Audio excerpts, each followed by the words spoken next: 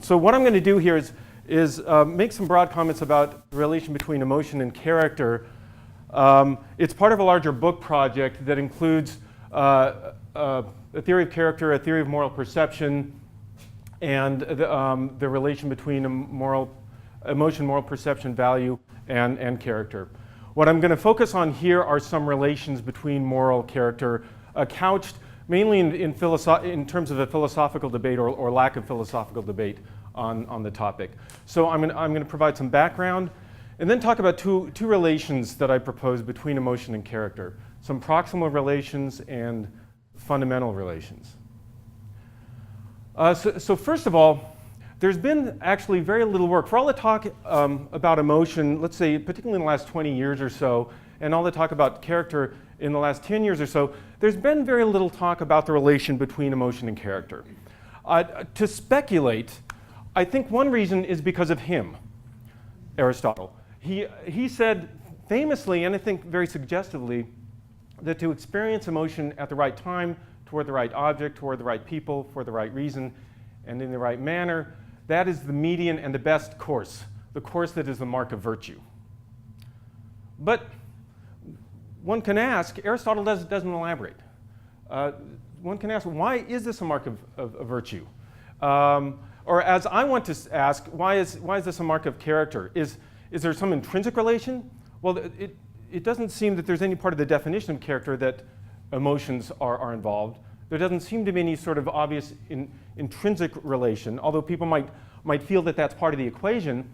Some people might say, well, emotions reflect character. But if they reflect character, what are they doing? They're providing other people with information about someone's character, which has nothing to do with character itself. Again, all it's doing is providing other people with information. Socially appropriate is having good character something like really feeling sad at a funeral instead of just hanging your head down, really feeling happy at a wedding or something like that. So is the relation between emotion and character some issue of social appropriateness? There's good reason to think not, because sometimes the mark of character would be working very much against social norms. So those two seem to be very different. Motivation? What about the common sense ideas that emotions motivate? Well, I don't think there's any simple relation to be had here, because it seems that we can be motivated in the absence of emotion. And given all the problems that emotions quite famously create, I love the example of the tennis player. I wonder if Williams was inspired by watching Jimmy Connors walk right off the tennis court. I never thought that could have been a virtuous act in some minor way, knowing that he just couldn't hold his hand across the net. Everybody thought, what a rude guy Connors is. Maybe he was playing it the way he had to play it, being Connors. Anyway, emotions do a lot of bad things, right? So why wouldn't moving emotions out of the equation and simply acting correctly, given that we seem to be able to do that all the time, why wouldn't that be the right sort of thing? So it's an open question whether emotions are relevant to character by virtue of their ability to motivate. So all these questions raised by Aristotle, but I think people have also, Aristotle has of course been tremendously influential, and I think people have read this and in some way taken it for granted or wanted to provide some sort of addendums to it. And because of that, there's been little in the way of systematic treatment of the relation between emotion and character. Now, there is one other person in the history of philosophy.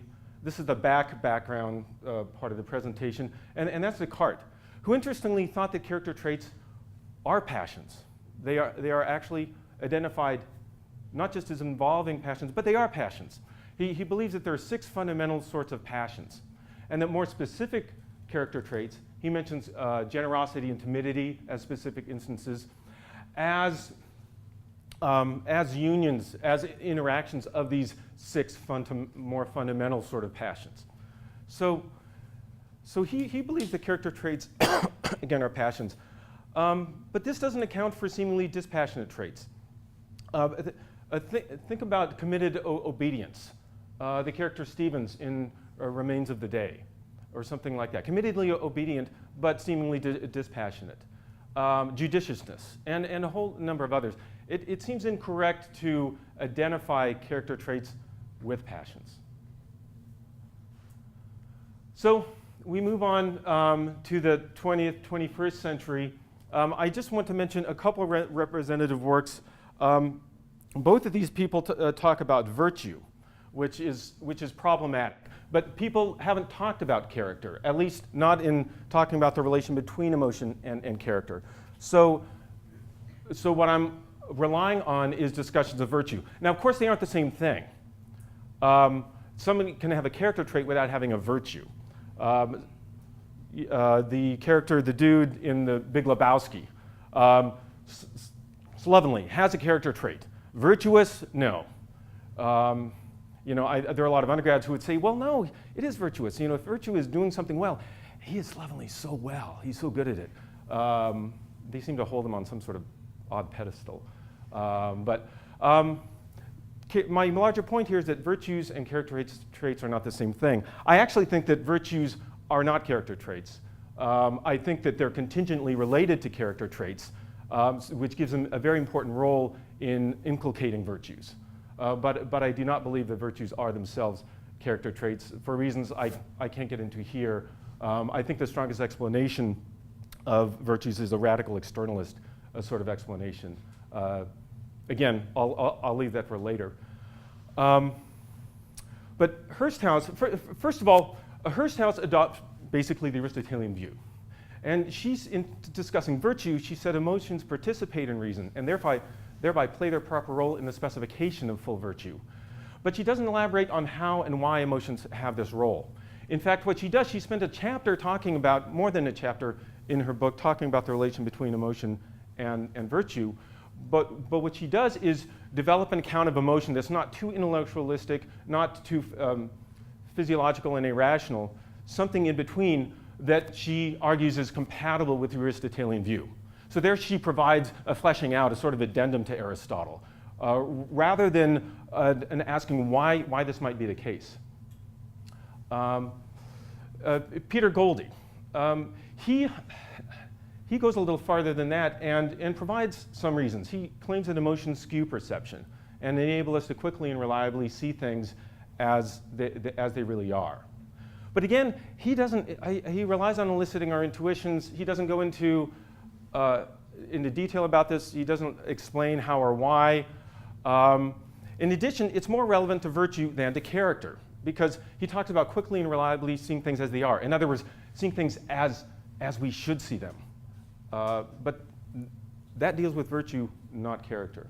In addition, he basically emphasizes focus. And we'll see that there's much more to be said about the relation between emotion and character than focus. So I hold that emotion contributes to character in two basic sorts of ways that I want to discuss today. One is what I call proximal. I don't think it's a pretty word, but I couldn't find a better one.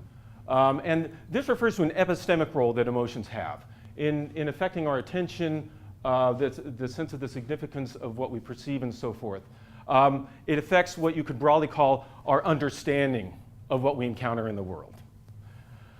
And then the second way is a fundamental, what I call an axiological role. Axiology is a word not used so much these days, used a lot in the early 1900s, referring to the study of value. So I believe there's some important connections at a really fundamental level between emotions and value. And this has some important implications for the relation between emotion and character traits. So first, the proximal role. I'm going to talk about 4 different ways in which emotions have a sort of proximal role. One is the relation between emotion and focus. And there's a long tradition in the psychological literature, particularly in the 1950s and 1960s, on the relation between emotion and focus. A long tradition of literature talking about the funneling of the field of awareness in emotional states. So, for example, in one case, when participants in a study were asked to identify lights in the periphery, in a visual periphery, their proficiency at this, they did much better at this in unemotional states than in states of emotional arousal. And in fact, in states of high emotional arousal, they did not attend to lights in the periphery at all. Their attention focused on lights that were in the center of this viewing field. There's more recent work that emphasizes this effect in high motivational states, namely the work of Gable and Harmon Jones. Secondly, there's emotion and what I call information gathering. The idea that emotion, it's one thing to focus on something. We've often focused on, let's say, a commercial or part of a game, and I think we can say we're focusing on it, but we're really not gathering any information about it. We don't want to know anything more about it. But in emotional, so it's useful and important to distinguish focus from information gathering. But in emotional states, emotion increases the perceptibility of a stimulus, so that a stimulus that is associated with an emotion is more easily perceived. In addition, more information is processed if it triggers effective arousal. Ledoux, for example, talks about the high amount of cortical activation and the and the use of that to trigger related long-term memories, allocate more resources in working memory to the object of the emotion. So we gather more information about what we experience. We don't simply focus on it. That's one epistemic role. That's another epistemic role that emotions have. And then there's emotion and appearance. Emotions can affect what we see, not just in the sense of what we pay attention to, but also what we look at in the first place. Now there's some support for this.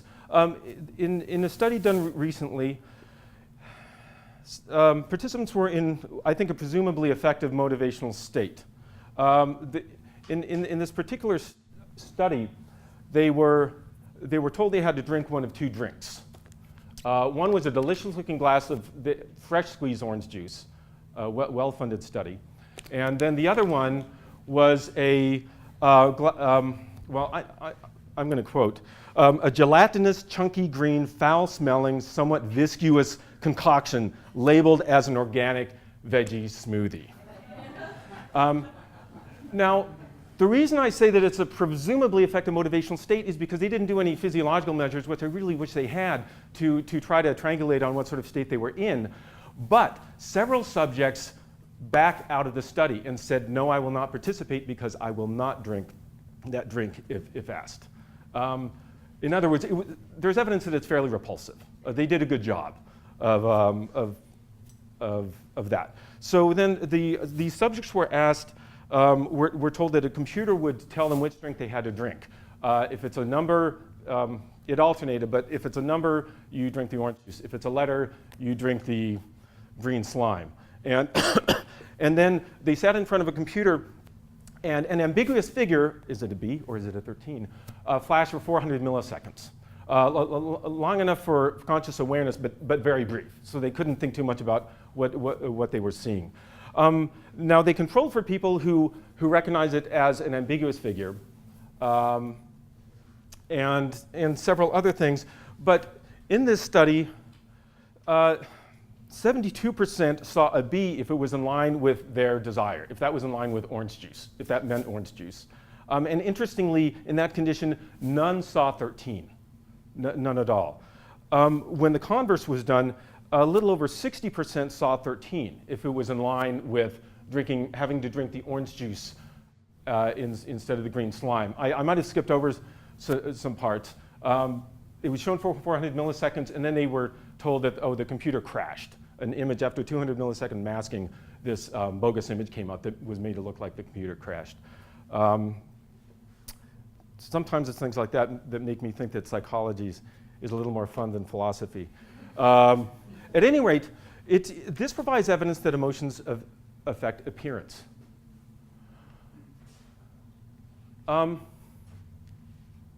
There's one more aspect, which I call import, that emotions affect the import of the object of awareness. And by import, I mean something like the significance of the object of the emotion. Now there are several lines of support for this. One of several in psychology is the affect is information position. The idea that feelings provide information independently of the value of beliefs.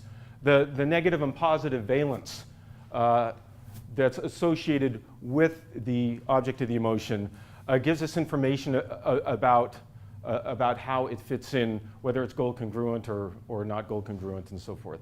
Out of philosophy, it's been argued that the phenomenological force of emotions is an indissoluble aspect of their content. And I think one problem, there's a certain poverty of language where we can describe something, but part of our perception of something includes a certain sort of phenomenological force. But our language is set up to describe things without that sort of force embedded in the way we describe it. But again, I think the two are intertwined. Another line of evidence is that the phenomenal binding of feelings of arousal with an object affects the import of the object of emotion. So even apart from the negative positive valence, the high degree of emotional arousal gives us a tacit sense that that is important, whatever object those feelings are phenomenally bound with. So those are four ways in which emotions affect our four proximal effects on our how we come to understand, how we come to perceive and understand the objects of emotion. Now, to adapt something that Iris Murdoch said, we can only choose and act within a world we see. Not exactly what she meant, but again, I'm adapting it. Emotions regulate what is noticed, what is attended to, and the significance that it has for the agent or for the perceiver. And in this way, the function of emotion then, or this function of emotion, in turn can serve to regulate the performance of acts of a particular character. And emotions can also affect broader traits of character. Here I'm distinguishing between act character and traits of character, something that came up in Brad's talk earlier. But emotions can imbue an act of a given character. They can help produce an act of a given character. But to talk about traits of character more broadly, emotions by either being in line with and helping promote acts in line with the traits of character can promote it. On the other hand, emotions can direct our attention away from things that they should attend to, and so chip away at, or let's say lessen the degree of a trait of character. So those are two ways in which the epistemic function of emotions affects character. Now I'm going to talk about, pardon me, emotion and character, the fundamental sort of role that they have. And I'm going to say something here that I can't defend, that I can't defend here, that I try not to say things I can't defend, just as a general principle. This is something I don't have time to defend right here. And that's that character traits are based on values. That is, properties taken to be valuable by the agent. So that values are a fundamental part of character traits. Now, what I'm going to argue is that there's something called, there's an X such that X is axiological entropy. And by axiological entropy, I mean the diminution over time of the tacit sense of importance of values or valuable properties upon which character traits are based.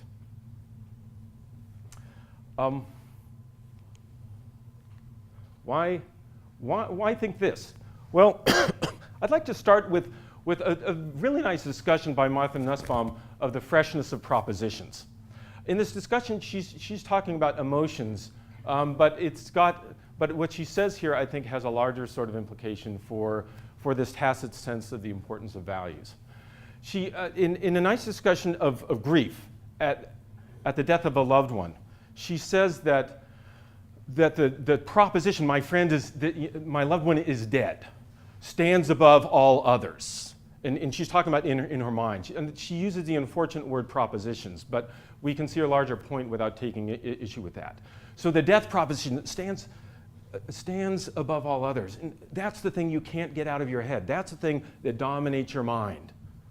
But over time, the proposition loses its freshness and stands aside other propositions rather than dominating, standing above them.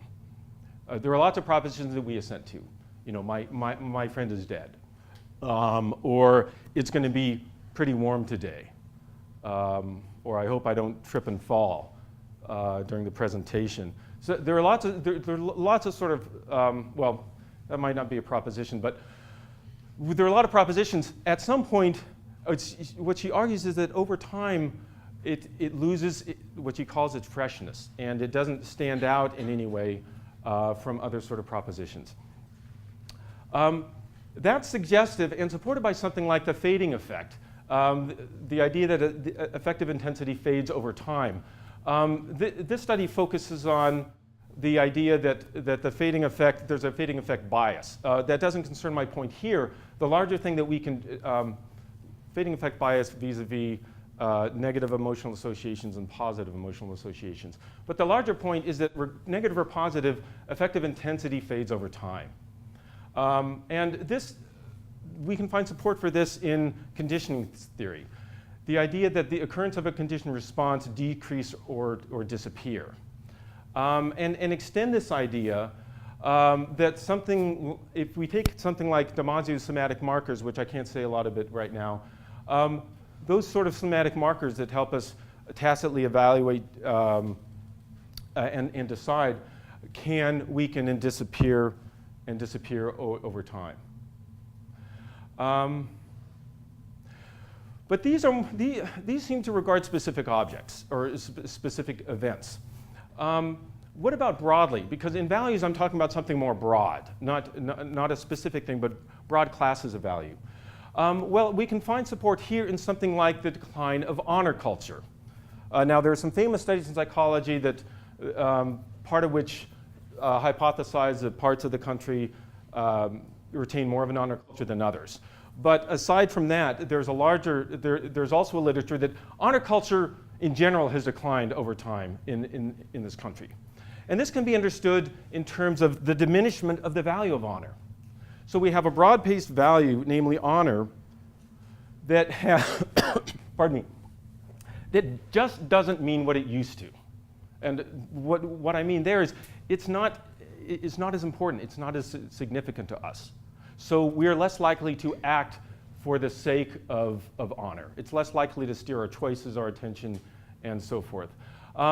So these are various things that support the idea, the concept of axiological entropy.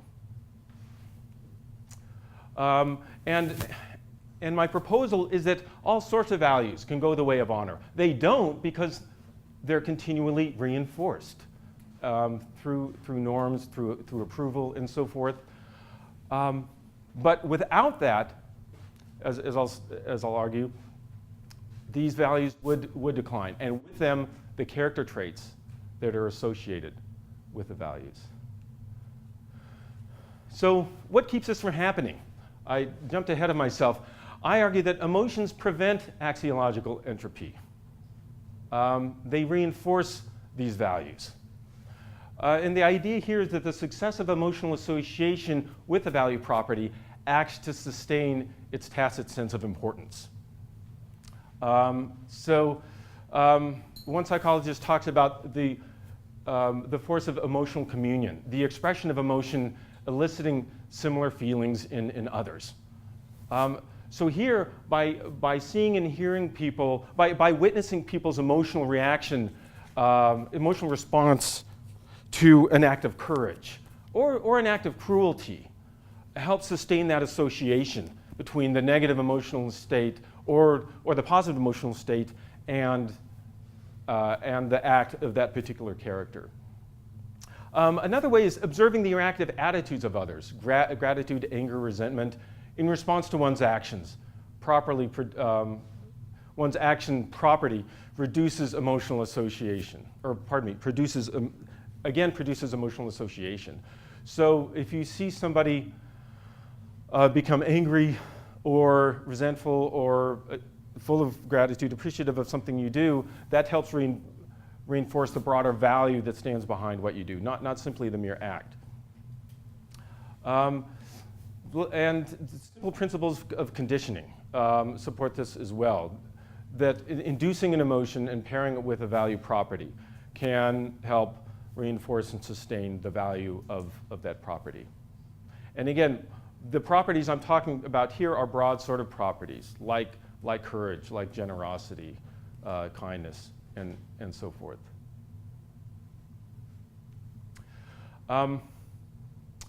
Support for both of these views, I'm going to back up now and propose that support for both of these views can come from post-traumatic stress disorder. Now, there are various sort of symptoms associated with PTSD. One of them, one common one, is emotional numbing and related antisocial behavior. And I think that this supports both the proximal and fundamental role of emotion, of the function of emotions. Because the induced emotional numbing can inhibit the proximal functions of emotions, and the emotional numbing prevents the emotional reinforcement of values. So that when people with PTSD say, I just don't care about anything anymore, and certainly act that way, perhaps it doesn't need to be across the board. There could be certain triggers, certain things that trigger anger, but by and large, their emotional repertoire has been dampened tremendously. So again, I think that this phenomenon supports both of these, because the lack of the individual instances of what we call occurrent emotions affects perception, understanding, choice, behavior, and the larger sort of emotional numbing, the lack of the reinforcement of values, prevents or enables the tacit sense of the significance of the values to diminish. So in conclusion, the role of emotions in character goes well beyond focus, which is about as much has been said in specifically talking about emotion and character. And I'll add that even in talking about emotion and focus, high motivational states of high motivational intensity increase focus, but is, as I'm sure just about everybody knows, there's a traditional literature that's showing that positive emotions can, rather than narrow the range of focus, they can actually broaden the focus of attention. So that Goldie talks about a narrowing and assumes that emotions just narrow focus. Now, again, I don't have time to elaborate on this now, but you can argue that the broadening effect of positive emotions supports character traits as well, by allowing us to notice other people more, everything from noticing other people to developing friendships and so forth. So it's important that we go beyond what exists in the literature in identifying the relation between emotion and character traits. And as a way of summing up what I've said, the collective effects of emotions determine the awareness and understanding of the objects of emotions, as well as motivation. People often appeal to motivation, but awareness and understanding, which is a collective way of understanding the four effects that I discussed earlier, are an important component. And then again, emotions prevent axiological entropy. They enable character traits to persist. So that's it for the presentation. I would like to thank the John Templeton Foundation, the Character Project, and the people associated with it. This has been a great project to be able to work on, and a great opportunity to share it with other people. One thing I might take to be an indicator of the success of this project is if you go to Google Images and you enter moral character, up pops a picture of Christian Miller and Mike Furr. So very, very good. I might go on to say it could be because they're moral exemplars in Linda Zegzeti's sense or something like that. But job well done. Thank you.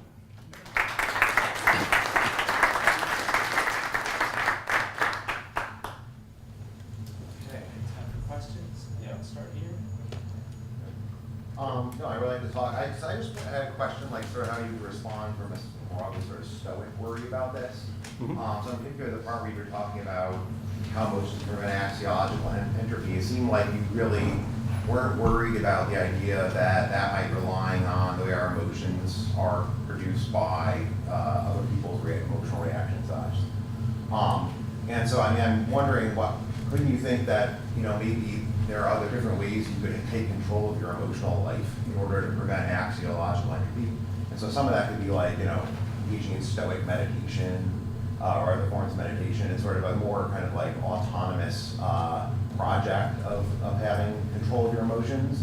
And that might contrast with relying on emotions that are produced by other people or other people in you. And I'm thinking like, where it's about the sense you were fine with, the idea was we should rely on emotions to prevent axiological entropy. And in particular, it's just fine to think we should be relying on these like social processes and the emotions we get by other people's reactive attitudes towards us. So I mean, I'm just thinking the stoic picture would get, when you like Kant, lots of people would get nervous about that reliance on that being the thing that's going to anchor your emotions to prevent axiological entropy. So I'm wondering, like, you think, I'm sort of curious what you think about that worry, and couldn't it be that maybe like we could create our emotions could be under the control of broadly cognitive reflective practices or something like that, instead of making them maybe less sensitive to the whims of our peers' reactions to us or things like that? Would you be okay with that? Right. Well, I think there are several things going on there. One, I would say that although it's not explicit, there is the sort of context in which I'm looking at them is a context of us as social animals or as social beings, and that part of what makes these emotions useful and important is our life as social beings. And there are several ways you could analyze, several ways that you could analyze that or make sense of that. So far as I think there's room here for, there's certainly room here for reflection and the power of cognitive reflection to modify emotions. There's also plenty of social room for doing it as well. Those are two different sort of paths, but the social route can be effective as well in realizing I've got to quit losing my temper. I'm going to get sacked if I lose my temper in a business meeting. Again, that's a very crude sort of example. But there's also a concern, I would say to press it further, there's also a concern about just how far you're going to go with saying, I'm going to care about this, I'm going to care about this. I hold a view that's a little more like Ronald de Souza's in that emotions, at some level, provide the ground for caring.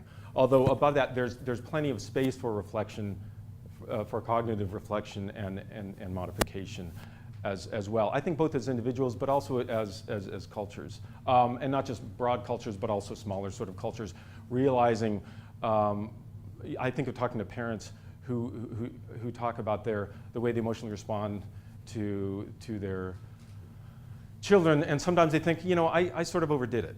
I don't want them to get too excited every time this happens, although it was great to elicit it once. We don't want that to happen all the time. So I think in a way that the two are compatible.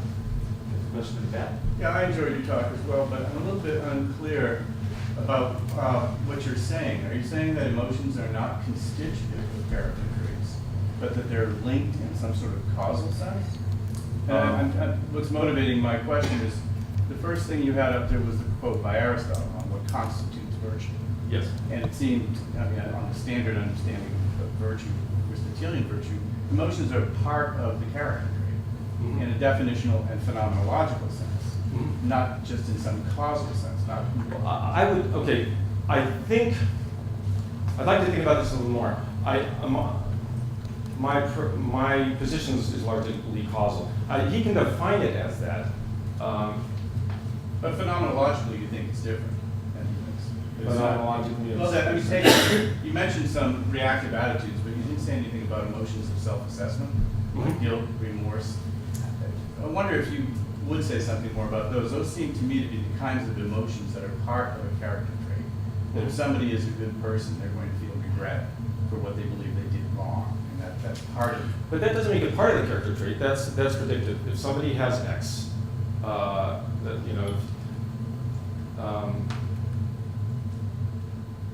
it doesn't seem to make it part of the character trait itself. One would expect that somebody that has this character trait will feel that way, and that goes back to the symptomatic role that some people seem to ascribe, which again is,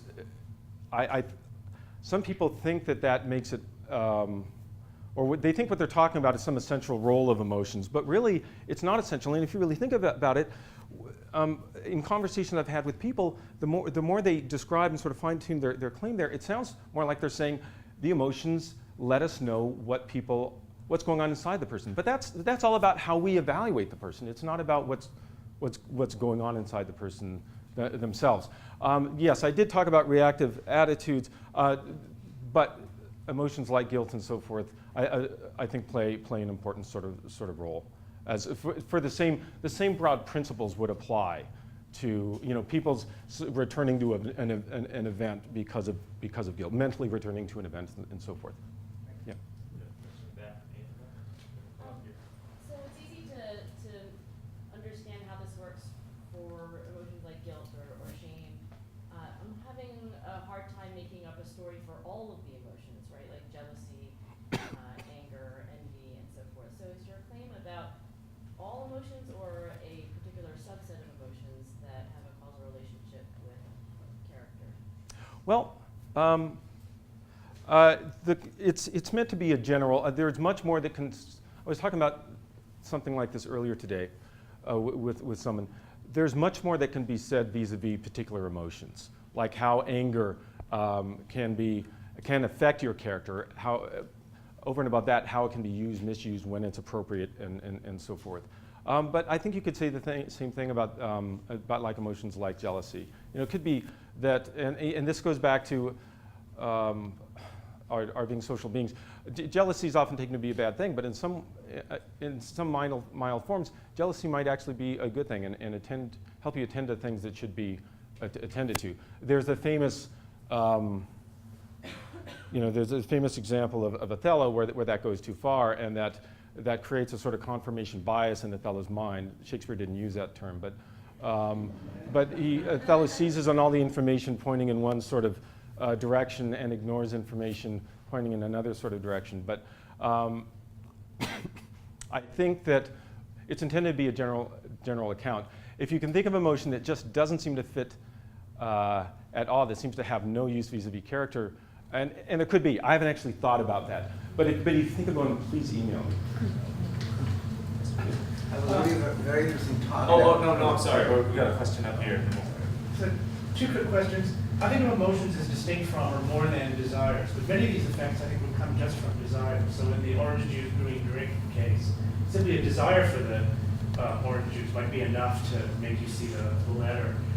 Desires can make you focus, and I think desires could prevent axiological entropy without involving everything that emotion does. So the first question is just, what's the relationship between your claims about emotion and parallel claims about desire? And the second brief one is about emotions prevent axiological entropy, but emotions themselves are subject to entropy, in that you feel less grief 10 years after the loved one died. Yeah. So what's exactly the relationship between the entropy of emotions and the entropy of values? Is it that the emotions fade more slowly, or they're reinforced by repeated? What's exactly the relationship between the fading of emotions and what you're supposed to prevent from fading? I think that's a good question. This gets at least part of what you're saying. My account here is perfectly compatible with the reciprocal relation between emotions and values. I mean, I'll say, somebody like Nussbaum thinks of emotions as value-laden propositions. There's first, there's nothing circular in what I'm claiming here, because I'm not identifying one in terms of the other and then back around. But secondly, take primitive sort of, let's say, unconditioned responses that a baby has regarding to pain, regarding to attachment, and so forth. I think those can be broadened and attached to larger sort of values as they developed. So that provides a sort of tentative story about how this all gets going. So far as emotions fading, part of what keeps emotions from fading would be the ongoing sort of concerns that we have, which are propped up by other people, by the culture we're in, by the sorts of concerns that we have. Yeah, I haven't really thought about effective entropy. I think it's an interesting concept. I think I can account for that, but I certainly haven't thought about it before. And a question there, and then yeah, Ty. Okay, I saw your hand earlier. I wasn't sure. Went up quick, so we'll go to Ty next. That was a very interesting talk, really made me think a lot, and I particularly like the PTSD example and how emotional numbness can kind of accelerate the axiological entropy in some ways.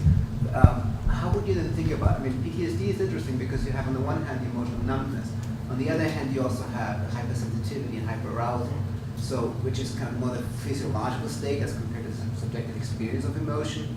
How would you put the two together in that sense? Is it the experience that prevents it? And how, because you used the blue and some of those physiological theories of emotions also. How does the physiology of the emotion versus the experience relate to entropy?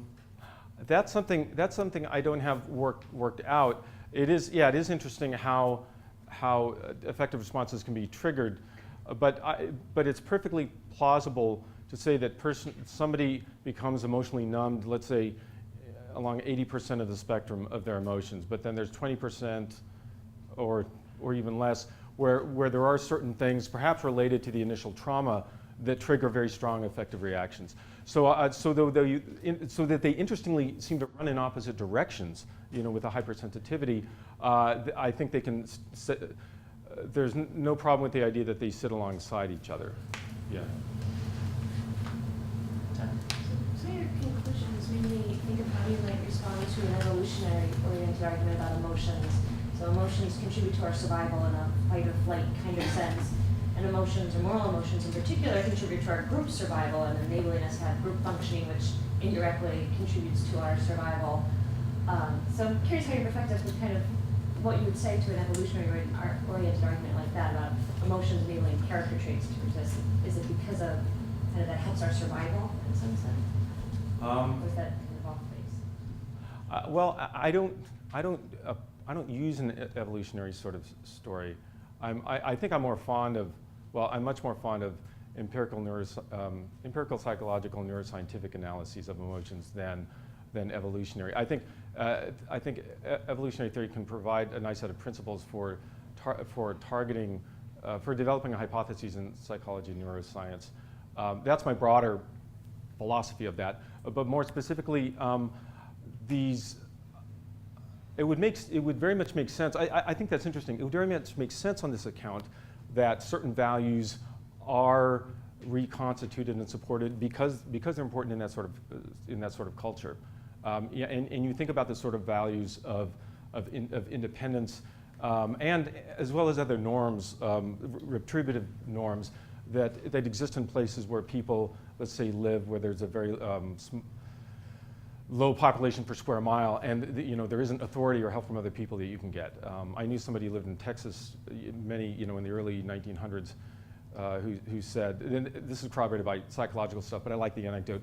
He said that if a cow went on to someone else's rangeland, you would contact the owner, and you two would go together to get the cattle, because if you were found on their land with a cow, you could be seen as a rustler and shot on sight, and it was taken for granted. I mean, it was almost like the mafia. Yeah, I'd get killed. The other owner, if they're found with your cow on their land, they could be seen as a rustler and shot on sight.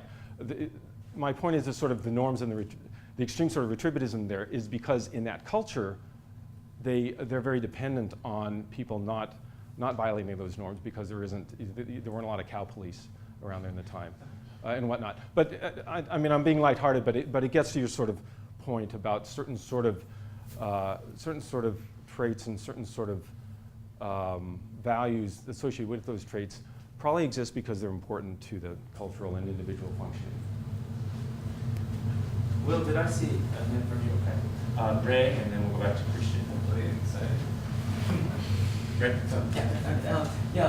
So I just have a question on the point you made that emotions prevent physiological entropy. But I was also wondering, is it possible that being too emotional also contributes to physiological entropy? In a sense that so I get really excited, very emotional about this value, and then the next moment I get excited about another incompatible set of value. And while I'm doing that, the entropy for the other set of value kind of drops, and I just switch between back and forth. So I was wondering, do you also have to say something about emotional stability in order to prevent this kind of? Yes, and that's in the larger project. That's something I do address. Not in the exact way that you talk about, but it's an interesting point. The functions of emotion on attentional focus, information gathering, import, and so forth speak to that sort of thing because they can distract somebody. You know, if somebody does, if somebody's emotions just fly over here and fly over there and so forth, they. It follows from that that they will be very distracted. They can easily lose sight of something that's, in an objective sense, more important, and lose all sense of caring about something else. And that can. That's one reason that I think Aristotle's right in having the right amount of emotions in the right time at the right place. You know, you think of in Apocalypse Now, the surfer, a soldier who's attending to a dying person on the ground, and then is told about the fantastic point break just over there, and it's evident that he's a surfer, and he just drops the person, and well, there's the point break. He's emotionally aroused by the point break in a way that makes him lose all sort of attention to what's before him. All right, Kristen, you get the last question. Okay, real quickly, just want to go to lunch. So I want to piggyback on Paul's question and Tom's question, and just invite you to say a little bit more. I know you have a lot to say, but about the constitutive elements of character traits. So Paul clarified that on your view, emotions are not constitutive elements of character traits, and then Tom invited to talk about the relationship between desires and emotions. So could one constitutive element be desires as opposed to emotions? If that's one part of the question. Another part is, what else? What else are the constitutive elements of character traits? Well, I think that I didn't fully answer the desire part. I think of desires in terms of, I explain desires in terms of, I mean, a couple ways. Desires can be activated by what someone like Lazarus would call a goal congruence or a lack of goal congruence. The words I would use, if something contradicts a sort of underlying value that we have or flies in the face of it, that can enact a desire. Desires can be brought about by an emotional reaction to something. You know, you're angry about the tennis game and you want to hit somebody over the head. So I think a desire is being activated by emotions, and I use an extreme example, but you can think about more appropriate emotions giving rise to more appropriate desires. So I think of desires coming out of those. Desires don't have a central role to play in the model that I have. I'm not denying that they exist.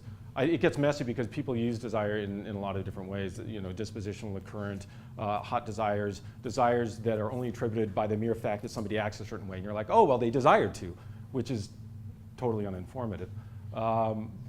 So it doesn't have a big role to play in my theory, but the role that they play involves their being actuated by emotions and these underlying values. The constitutive part of character traits.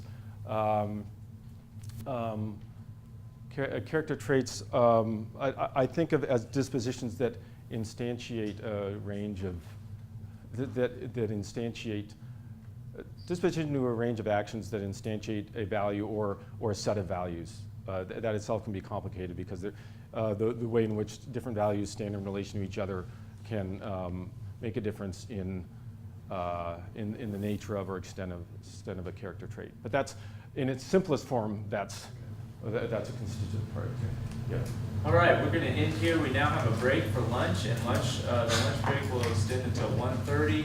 Let me ask on behalf of the conference organizers, of which I was not one, that you try to wrap up your lunch conversations by 1:25 so that we can start the 1:30 session right on time. That would be great. Let's thank Charlie.